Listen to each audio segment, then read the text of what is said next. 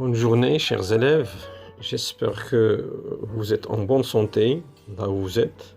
On va consacrer cette vidéo aujourd'hui à la correction d'un examen régional. Bien sûr, c'est un essai. Et de répondre dans la mesure du possible aux questions que se pose un candidat le jour de l'examen régional et qui se caractérise par des conditions psychologiques particulières. Donc, comment répondre le jeu d'examen pose pas mal de questions et de problèmes parfois si on est stressé par l'examen régional. On va consacrer cette séance à une séance de coaching scolaire. J'ai intitulé bien sûr ma séance « Comment réussir son épreuve de français au régional », c'est-à-dire pour la langue française. J'ai essayé d'esquisser un plan de travail dans ces diapositives. Petit 1, pourquoi un coaching scolaire? On va essayer d'apporter une définition. Petit 2, les questions que se pose un élève face à l'épreuve de la langue française. On a pris un exemple type, c'est la correction d'un examen régional, à savoir la boîte à merveilles. On se pose la question pourquoi on a besoin de ce coaching scolaire, c'est-à-dire ou bien on l'appelle le soutien scolaire. Pour la simple raison, c'est qu'il peut donner une certaine confiance en soi, c'est-à-dire à l'élève. C'est pour cela que le coaching scolaire est une nécessité maintenant. Donc, si on veut apporter une définition au coaching ou bien soutien scolaire, le coaching scolaire, comme vous pouvez le voir dans la diapositive, est une forme de soutien qui accompagne les élèves dans la recherche de leurs ressources ou bien de leur savoir ou leurs connaissances personnelles. Le coach aide l'élève à travailler sur le manque de motivation, sur les difficultés et les lacunes d'organisation, parfois il y a un problème d'organisation, ou bien sur la méthode ou les techniques de travail, ainsi que la gestion de son stress et surtout le manque de confiance en soi, qui est souvent la cause de tous les échecs. Donc très vite, quels sont les outils ou bien les moyens préconisés pour effectuer ce soutien scolaire? Il n'y a pas de recette magique, mais la démarche du coach est toujours de fragmenter, de diviser un grand problème, un problème global, en petites tâches afin de les résoudre par la suite.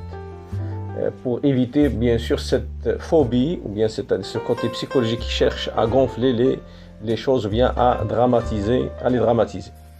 Deuxième point, c'est développer chez l'apprenant l'autonomie et l'aider à se responsabiliser, c'est-à-dire c'est de travailler de manière autonome, d'avoir cette confiance en soi et d'être responsable dans son travail. Troisième point, c'est redonner la confiance en soi, comme on vient de le dire. 4, transformer la spirale négative en spirale positive, c'est-à-dire cette énergie négative peut se transformer en énergie positive. On va répondre aux questions qui se trouvent dans grand A, la contextualisation, et grand B, l'étude ou bien l'analyse textuelle ou bien du texte, ou bien C, c'est la réaction personnelle de l'élève face au texte, ou bien face à toute l'œuvre. Alors, lorsqu'on reçoit l'épreuve, bien sûr, la première des choses, c'est de lire le texte de base au moins 2 fois, d'abord avant d'aborder les questions de compréhension. Et pour chaque question, on va essayer de relire peut-être le texte une nouvelle fois. Donc, après la lecture du texte de base, on va essayer de noter de côté les idées qui nous viennent parfois, lorsqu'on a effectué la première lecture, qui nous viennent en tête. Alors, on attaque tout d'abord la contextualisation. On peut lire tout d'abord dans la contextualisation et surtout dans la question 1, qu'est-ce qu'on peut avoir? Soit qu'on a un tableau auquel il faut répondre ou bien remplir, soit qu'on nous avons donc des questions auxquelles il faut apporter des réponses. Donc ici, répondez aux questions suivantes. Petit A, de quelle œuvre est extrait ce texte? Bien sûr, c'est de la boîte à merveilles. Petit B, qui en est l'auteur? C'est Ahmed Sfraoui. C, quel est le genre littéraire de cette œuvre? C'est une autobiographie ou bien un roman autobiographique ou bien un récit autobiographique. D, en quelle année cette œuvre est-elle publiée? C'est en 1954. Donc on passe à la deuxième question qui est consacrée toujours à la situation de passage.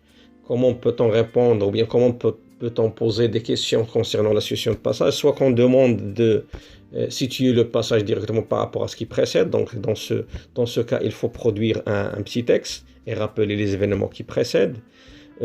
Deuxième possibilité, c'est de donner des affirmations comme le cas ici par exemple, et de dire que est-ce vrai ou bien fausse. Troisième possibilité, c'est de donner en désordre des événements et on vous demande de les remettre en ordre. Donc on répond à la possibilité posée ici, c'est de chercher à dire ou bien de répondre par vrai ou bien faux. Petit a, le père du narrateur revient content le soir à la maison. Bien sûr que c'est faux et on doit se baser sur notre lecture. Vous avez dans la question d'après votre lecture de l'œuvre. Donc il faut lire attentivement la consigne ou bien ce qui est demandé. Ce n'est pas à partir du texte. Donc c'est-à-dire si on veut répondre à cette question, la réponse se trouve dans les problèmes ou bien la perte du capital de Ma'al Abslam lorsqu'elle a perdu bien sûr sa bourse lors de l'achat des bracelets.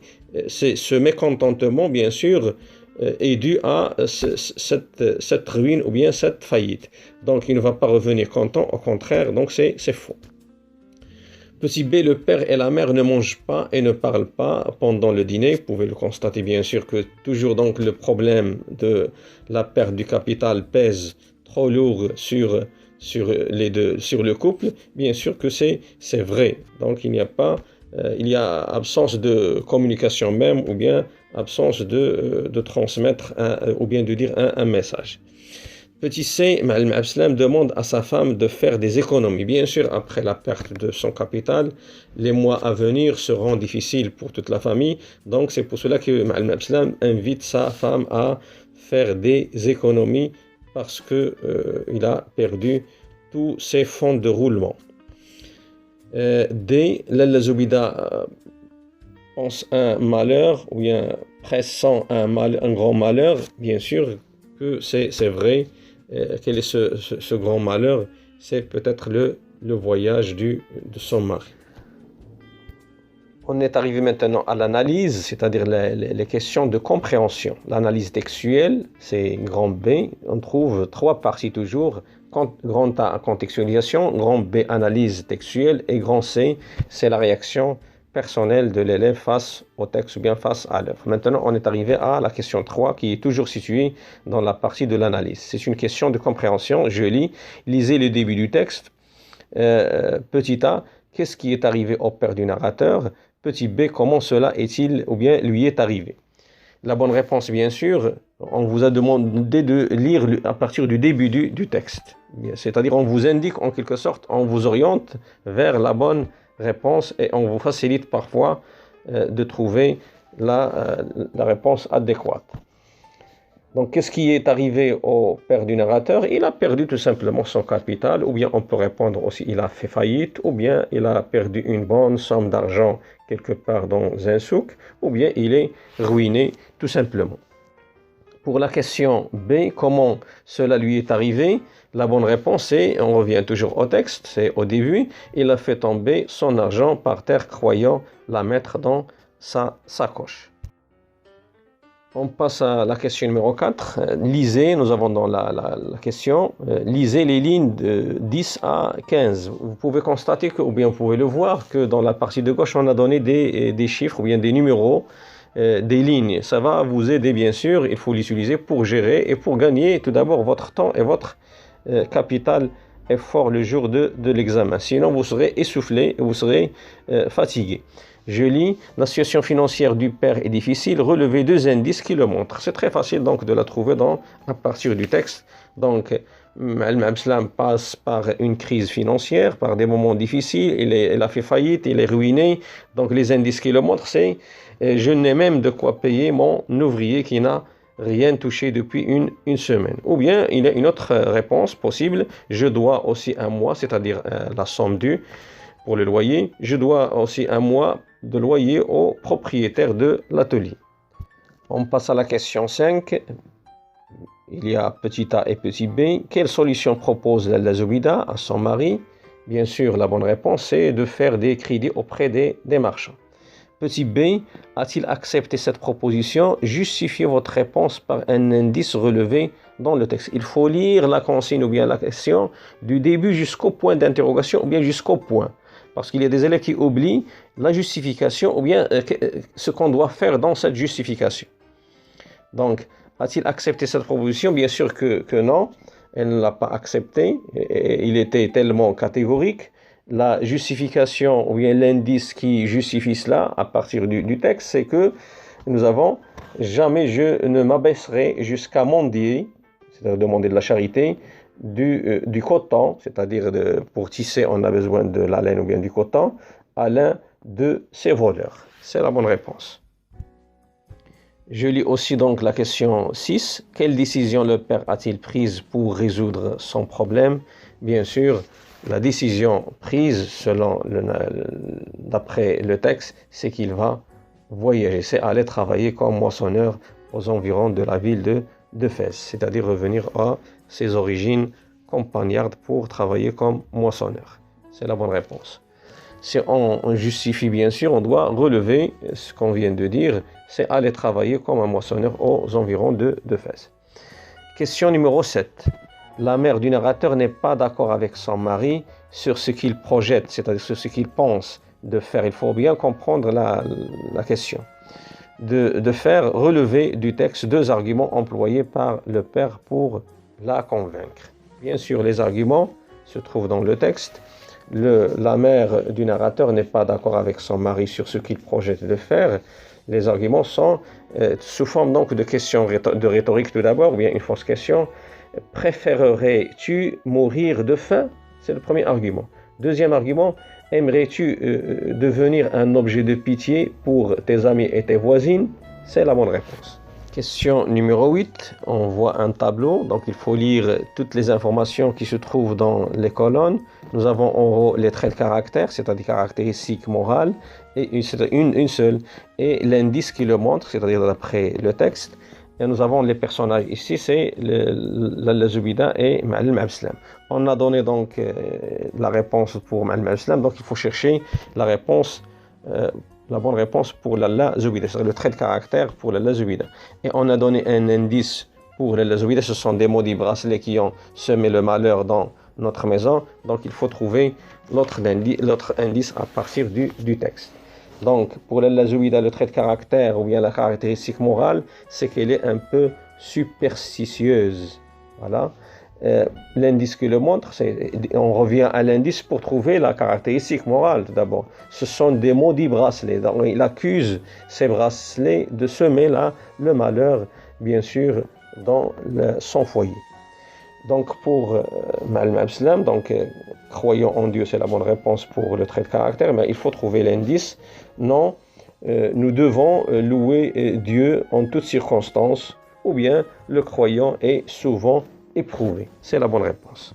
On arrive maintenant à la réaction personnelle face à l'œuvre ou bien face au texte. Il est toujours donc formulé sous forme donc des questions où on pose on cherche l'avis du candidat ou bien de l'élève, et c'est beaucoup plus libre, c'est libre, ça n'a rien à voir avec le texte, ce n'est pas une question de compréhension qui est rattachée au texte, au contraire c'est libre, l'essentiel c'est de justifier par un argument ou bien deux, et vous avez toujours ces notés sur 2 points, c'est-à-dire la question 9 sur 1 point et la question 10 sur 1 point. Je lis, la mère du narrateur pense que ce sont les bracelets qui sont à l'origine des malheurs de la famille. Êtes-vous d'accord avec elle? Justifiez votre opinion par 1 ou 2 phrases. Donc, les réponses possibles, on peut les avancer de la manière suivante. Alors, si on veut situer notre effort de compréhension et apporter une réponse à la question 9, on peut avancer et dire, par exemple, dans une réponse ou bien avec une réponse intelligente, pour ne pas encourager la mentalité ou bien l'esprit superstitieux ou bien l'esprit associatif, c'est de l'association avec Dieu, on doit dire que tout simplement toute personne peut perdre une somme d'argent dans une foule, comme c'est le cas de Ma'alem Abdeslam, ou bien par exemple il a perdu cette somme d'argent, c'est à cause des problèmes qu'il avait eu ou bien qu'il a eu avec le dlal qu'il a dérangé ou bien qui ont pesé trop lourd. Cette dispute avec le Dillal a pesé trop lourd, ce qui a dérangé Ma'al Abslam. Et au lieu de poser la somme ou bien la bourse ou bien la maigre bourse ou bien le maigre capital dans son pantalon, dans sa poche, elle a glissé, voilà, le mouchoir, il l'a mis dans un mouchoir et le laissa tomber par terre, croyant le glisser dans sa sacoche. Ça peut arriver à tout le monde. Ou bien un autre argument, et qui se trouve dans ce texte, bien sûr, parfois il y a des réponses qui se trouvent dans le texte de base. Le croyant, je cite, le croyant est souvent éprouvé. C'est-à-dire que parfois on ne peut pas échapper à notre destin ou bien à notre destinée. C'est-à-dire que le bon croyant, normalement, il est souvent éprouvé. C'est-à-dire il peut perdre dans la cohue des enchères au haïk, bien sûr, son maigre capital tout simplement. On est exposé à ce type, bien sûr, de problèmes, en quelque sorte, qui sont au-dessus de nos forces. Et on peut prendre aussi, c'est-à-dire qu'on ne peut pas dire que c'est un châtiment, c'est une punition ou bien une sanction de Dieu, comme c'est le cas comme il a dit la Zoubida. Il a à tel point qu'il a appelé ces bracelets des maudits bracelets ou bien les bracelets du malheur. Donc on peut prendre cette affirmation ou bien cet argument et l'exploiter à notre compte, bien sûr, pour le réfuter et réfuter en quelque sorte cette croyance de l'Zoubida. On est arrivé à la question numéro 10.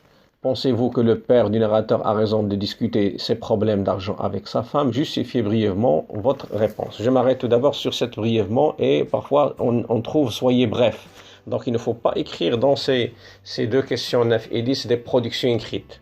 Vous aurez un point tout simplement et vous allez gaspiller votre énergie et votre effort. Il faut laisser votre souffle pour la production écrite et on vous demande de soyez bref, 2 jusqu'à 3 phrases tout simplement, ou bien un argument jusqu'à 2 pour réagir tout simplement. L'essentiel c'est c'est le choix des arguments et d'être convaincant. L'argument qu'on peut avancer par exemple, ou bien la réponse qu'on peut dire, c'est il a raison bien sûr de discuter ses problèmes d'argent avec sa femme. C'est son plein droit, puisque sa femme, c'est sa partenaire tout d'abord, et sa moitié. Donc, ils partagent tous les deux la vie conjugale, et cette vie conjugale exige cette discussion pour éviter pas mal de problèmes, ou bien de malentendus, ou bien une mauvaise gestion, bien sûr, de leur foyer. C'est une réponse. Une deuxième réponse, en pressant le voyage de Ma'al Abslam, bien sûr, on peut le dire par exemple, et on montre au correcteur qu'on a bien lu l'œuvre, et dire parce qu'il va voyager et s'absenter pendant un mois, donc il doit soit avertir sa femme en ce qui concerne les difficultés, les prochaines difficultés, ou bien dire par exemple comment il faut se débrouiller pendant son absence, soit en économisant ce qu'elle a comme ressources, ou bien en prenant bien sûr toutes les mesures possibles pour assurer cette absence.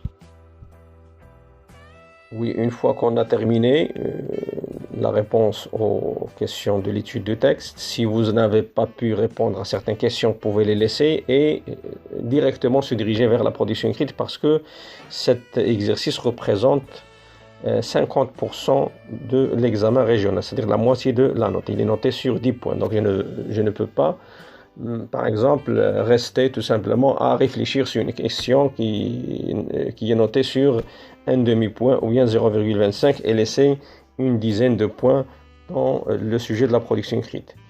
Ce qu'il faut faire dans la production écrite, c'est de lire attentivement plusieurs fois la consigne et de comprendre les termes clés de ce sujet.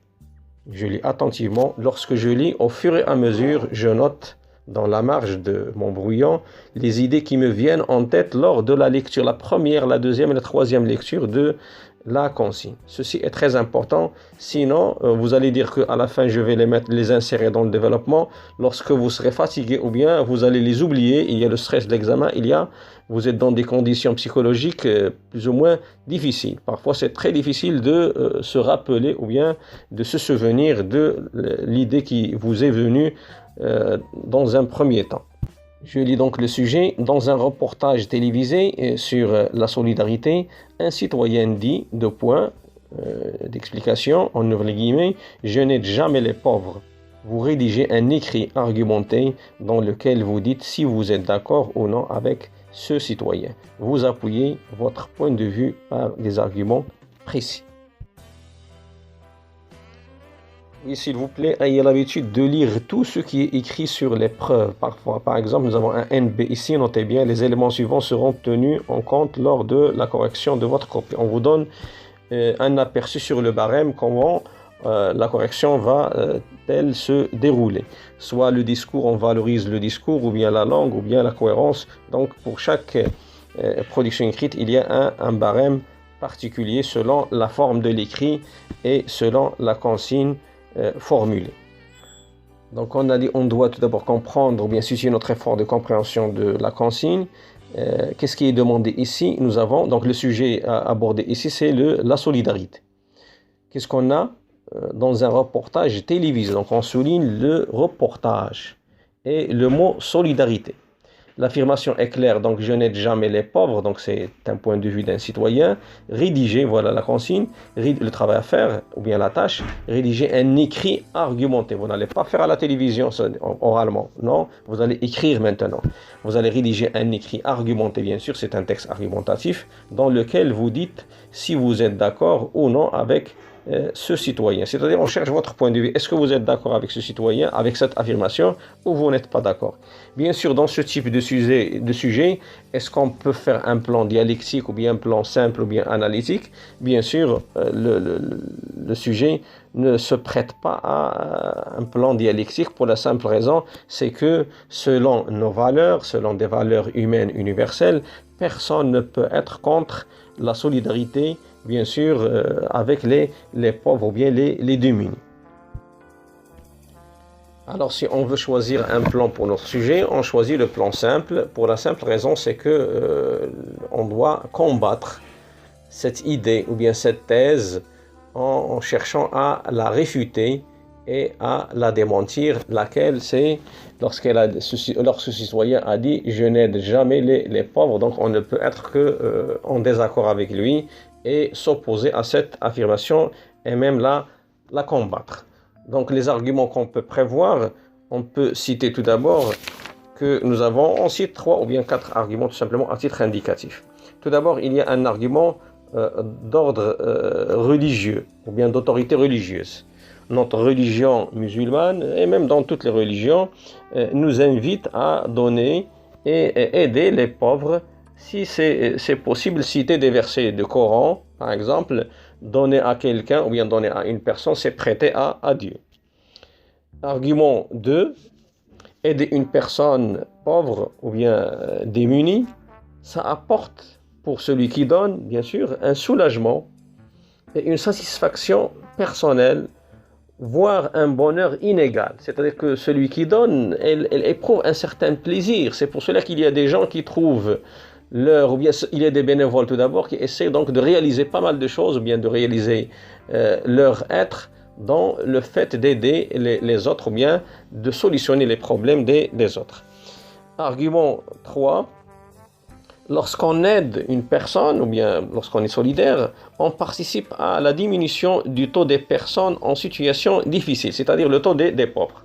Parfois même, on peut parler donc de cette diminution des SDF, les personnes dans des situations ou bien sans domicile fixe. Et on assure une certaine cohésion sociale. Argument 4, la charité n'est pas toujours une affaire de l'État qui doit trouver des solutions à ces pauvres, mais c'est une affaire de conscience individuelle, c'est-à-dire du citoyen lui-même. On peut ajouter aussi un autre argument, puisqu'il y a le fait d'aider, d'abord, on doit aider les voisins. On parle donc du bon voisinage. On exploite par exemple un thème dans la boîte à merveilles, c'est le bon voisinage. Donc le bon voisinage est recommandé par notre religion musulmane et par toutes les religions, c'est-à-dire qu'on doit prendre soin des voisins et être solidaire et les aider jusqu'au, comme a dit le prophète, jusqu'au 7e voisin. Il y a aussi donc un autre argument, et ce sera le dernier, la solidarité fait partie des valeurs humaines les plus nobles. C'est-à-dire que c'est un langage universel, c'est-à-dire d'être solidaire, d'aider les autres, c'est un langage, bien sûr, universel. Oui, voilà, c'est une tentative ou bien un essai parmi tant d'autres de situer notre effort de compréhension d'une consigne ou bien d'un sujet. Je vous invite, chers élèves, à chercher comment réussir une bonne production d'un texte argumentatif. C'est un travail que j'ai posté sur la chaîne YouTube et à travers ce lien, vous pouvez y arriver. Donc, comment travailler une production écrite? Qu'est-ce qu'on doit faire du début jusqu'à la fin, jusqu'à la conclusion? Et je vous remercie.